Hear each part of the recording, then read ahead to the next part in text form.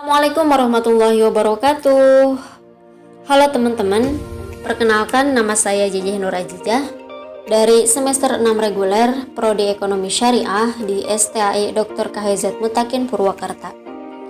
Video ini adalah salah satu bentuk ujian akhir semester saya pada mata kuliah Komunikasi Bisnis yang diampu oleh Ibu Ade Irfi Nurul Husna SOS MAB.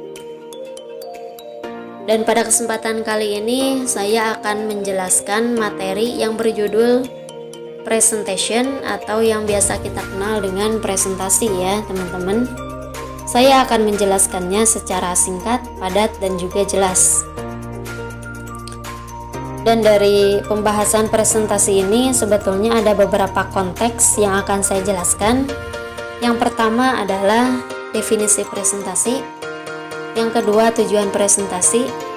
Yang ketiga, jenis presentasi. Yang keempat, proses presentasi. Dan yang terakhir, alat bantu presentasi.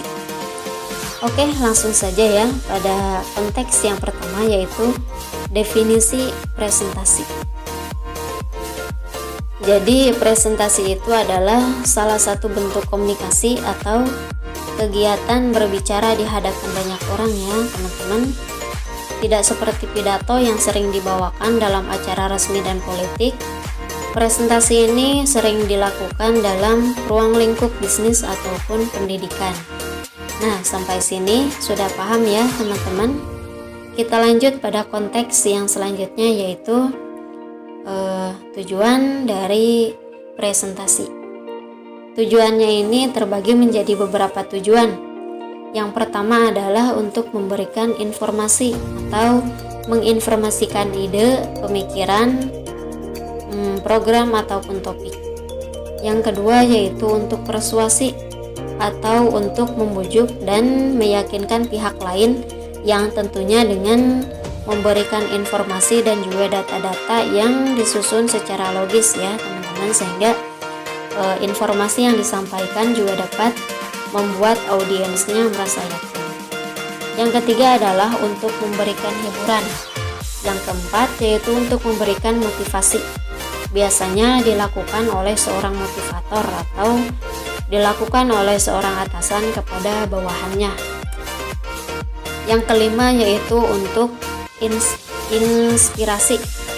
Jadi presentasi ini ditujukan untuk berbagi ilmu pengetahuan maupun pengalaman yang tentunya dapat memberikan perubahan terhadap pola pikir audiens kepada arah yang lebih baik ya teman-teman. Yang keenam yaitu untuk promosi. Nah, sampai di sini sudah tahu ya kenapa seseorang itu melakukan presentasinya dengan sangat baik. Selain bisa memberikan keuntungan kepada dirinya sendiri, juga dapat bermanfaat kepada audiensnya.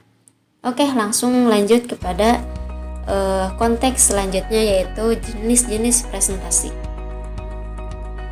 Jenis presentasi yang pertama yaitu presentasi yang menggunakan naskah atau manuskrip dalam penyampaian informasinya.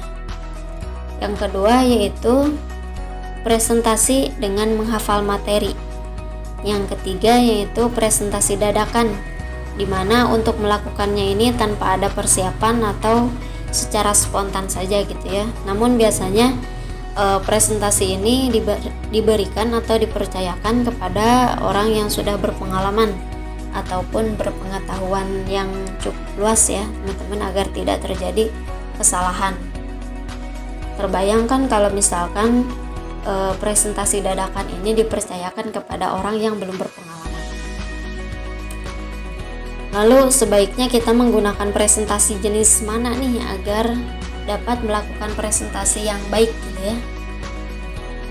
Kalau menurut saya, jenis extempore ini merupakan jenis presentasi yang paling baik untuk dilakukan, karena